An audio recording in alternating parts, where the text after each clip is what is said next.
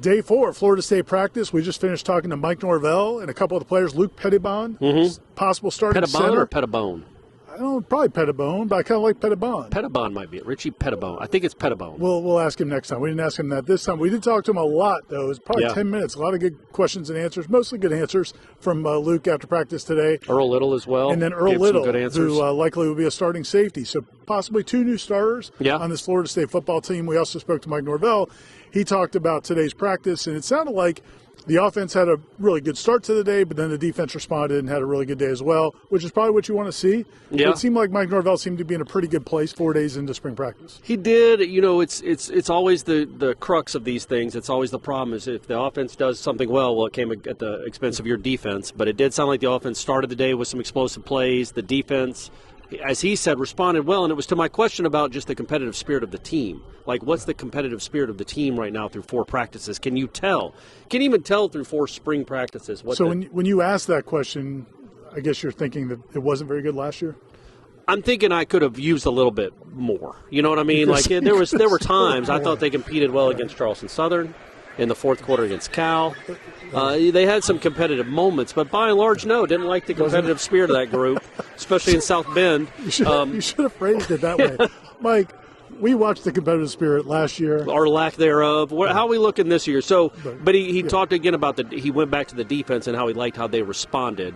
And the thing that was unsaid was he didn't like how they responded a lot last year.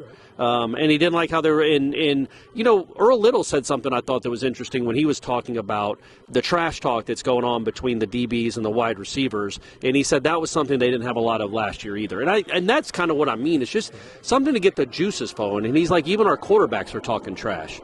That's perfect. That's exactly what you want. Yeah, they're teammates. You're rooting for them.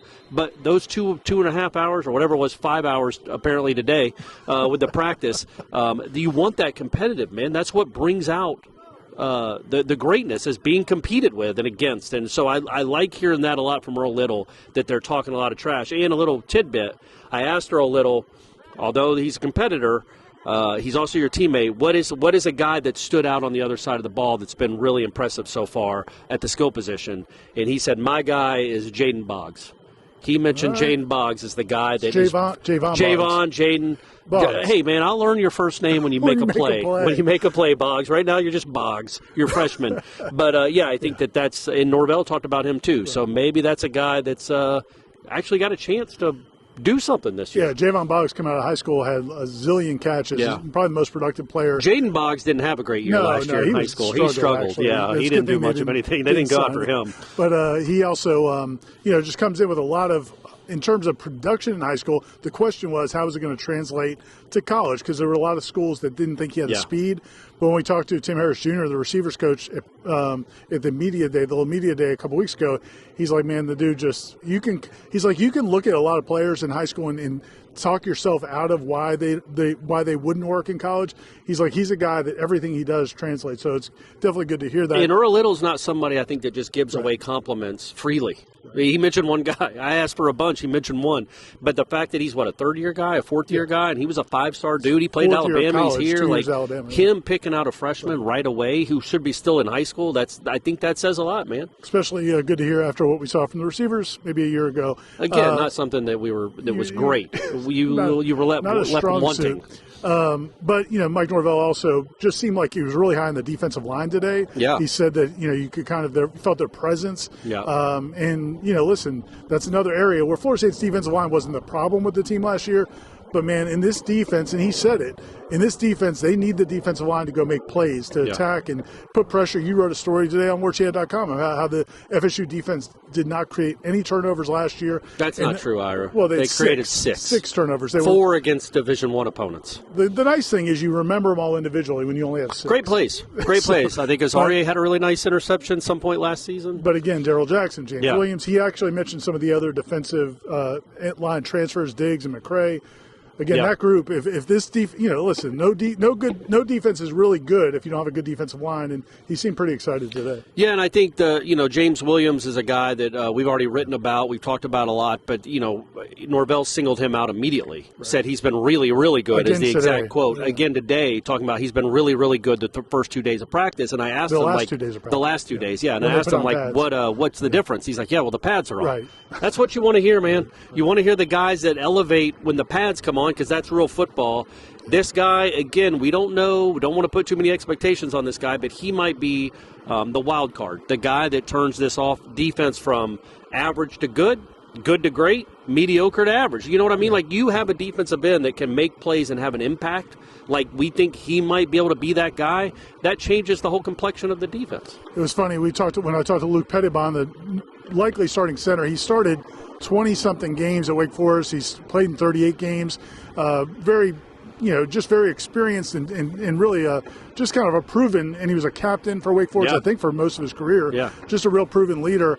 And it sounds like he's adjusted really quickly. But I asked him about that defense, that 3-3-5 defense of Tony White, what it's like going up against them. In fact, I did not ask him that. Somebody else asked him that. But I was there. Good clarification. You were there. You were holding the camera. But he did say that he said what's cool about it, not cool about it, he said, but there were a couple teams in the ACC that ran it. And he said, NC State ran it really well. And he goes, when you run it well, it is a handful. And we saw those NC State defenses, man. They're really good. NC State has not been. The one 2 years at 2022 was a very good defense. Yeah, and they ran the 3-3-5, and they ran it really well. That's the only time since the Notre Dame game that Jordan Travis, I think, had multiple interceptions in a game. It was probably his last really bad. It was probably his last bad game, really, was that game against that defense, and it's not a coincidence. They played it, they ran it well, and they played it well. He said the other one was Syracuse, but he went up, I'm sure that might have been Tony White's defense that he was going up against. So, yeah, when it's run well, and Earl Little was very excited about it, too. He called it a crazy defense, as in they come at you from every angle. They're always coming at you from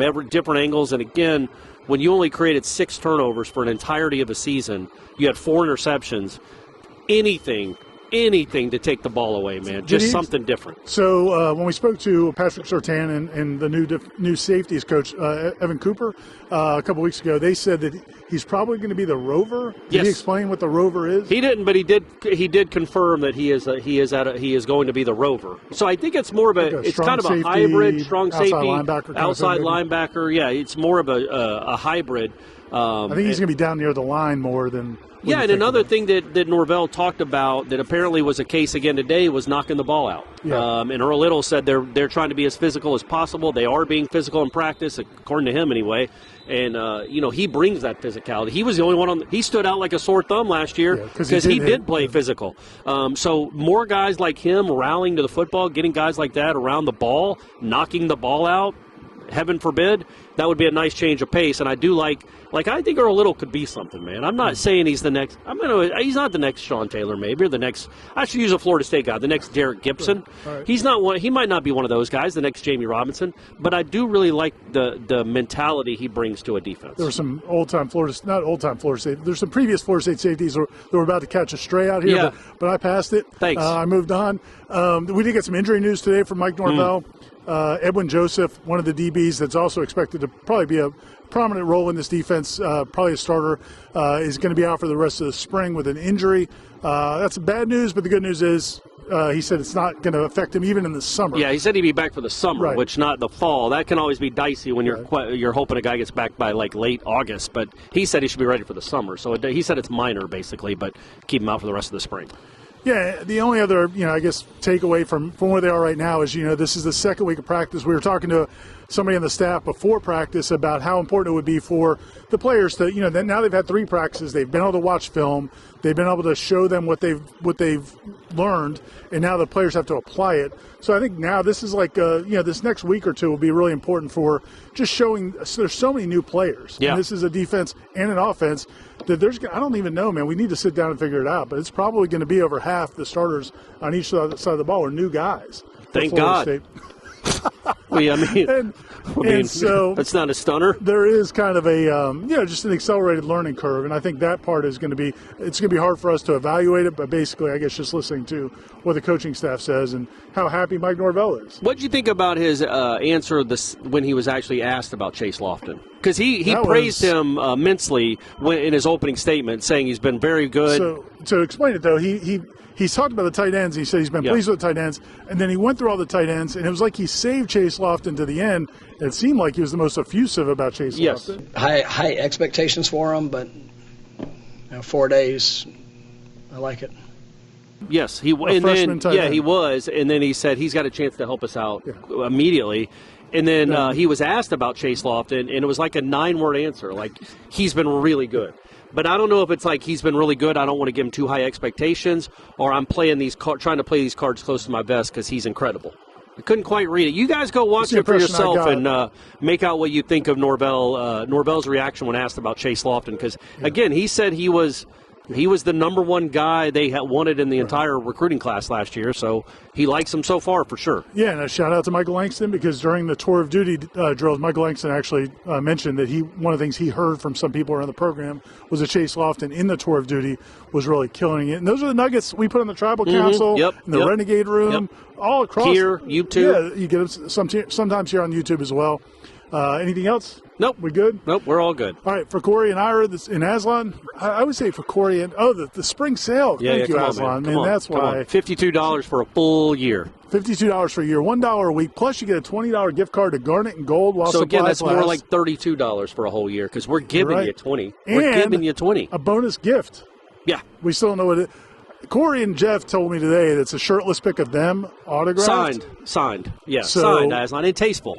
It's tastefully done, too. We can't guarantee that's what you're going to get. But it's a bonus gift, so, whatever you get, enjoy it.